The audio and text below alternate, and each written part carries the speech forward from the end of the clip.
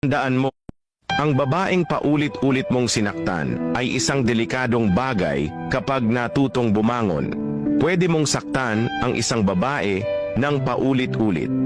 Pwede mong baliin ang kanyang puso, guluhin ang kanyang isipan, at paluhain ang kanyang kaluluwa. Pwede mong iwan siyang durog at wasak, iniwang sugatan sa paraang hindi mo maiisip. Pero tandaan mo, ang babaeng matinding nasaktan ay maaaring maging isang delikadong tao kapag natutong bumangon. Kapag nalampasan niya ang sakit na halos sumira sa kanyang katinuan, hindi na siya magiging parehong babae na minsang minahal mo.